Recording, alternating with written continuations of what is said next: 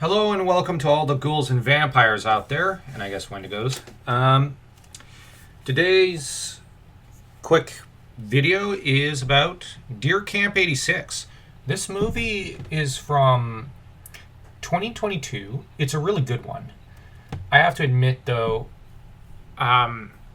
it's one that weirdly kind of got to me a little. And the reason is that the bartender in the movie at the start is this really okay. Admittedly, she's very pretty, but she's also, she's a native woman and she's wild and funny and whatnot. And what got to me was them killing her off. Now, it's a good idea narratively to an extent. It's just I got very attached to the character in just 14 minutes. And I actually like the kind of romantic undertones between her and Wesley, or West, the lead of this movie. And I must admit that I'm part native. So for me, seeing a native in a movie, I frequently kind of have the natural urge to want to like them, I guess. Them and French characters, which makes French movies just all sorts of wrong for me. I'm joking. Actually, I like French movies a lot better than any other.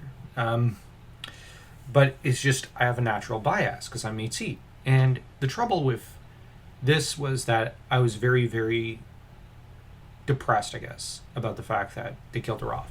Because she had a lot of spunk in life.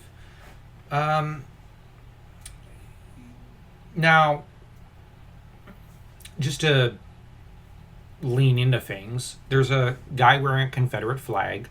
I understand the Confederate flag is something of a controversial topic in the south of the U.S. Some dislike it, some like it for reasons of legitimate nationalism. Now, anyone who knows me knows I approve of nationalism. It means love for your country. And I think people should love their homelands. That said, the movie doesn't really explore that character for much longer, only that he's bigoted against one black guy, Simon. And the thing is, it's only one scene. Now, that's my defense of this movie. On the other hand, I'll understand if people don't like this kind of heavy-handed thing at the start. I don't like this sort of thing normally. I don't like heavy-handed political stuff.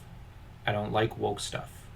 But on the other hand, the Simon character goes on to be one of the more interesting and complicated characters. He's the one who calls out the character of Wesley, telling him, as his best friend, you've been lost for 2 years, because Wesley has been broken up about a really bad breakup. And West has not participated in the hunt for 2 years. But the first hunt he goes on after 2 years is one with a murderous Wendigo type vengeful spirit.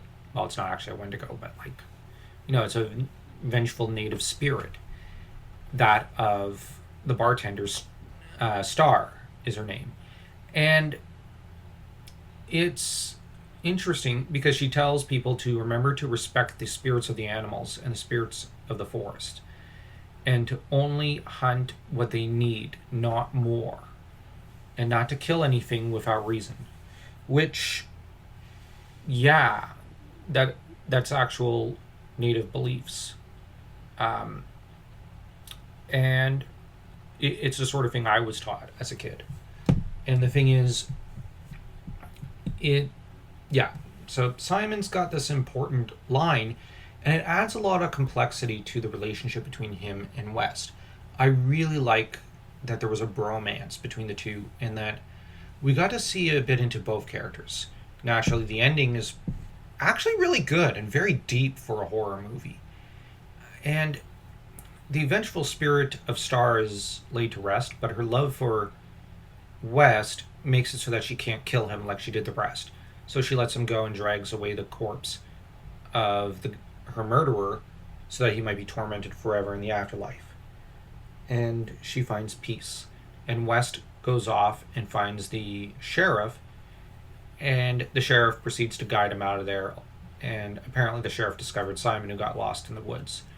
But as Simon was an innocent, just like West, the two were spared, which this does make sense. And at the end of the movie, there's a billboard about missing native daughters. And it does strike home just, what it means to lose your child. And this is never something that's easy for anyone. So, yeah, I'm going to say this movie's, in my view, a solid 2.5. It's out of 4 stars, by the way. So 2.5 out of 4.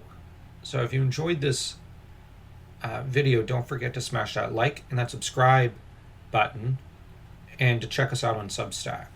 And stay tuned for the next video.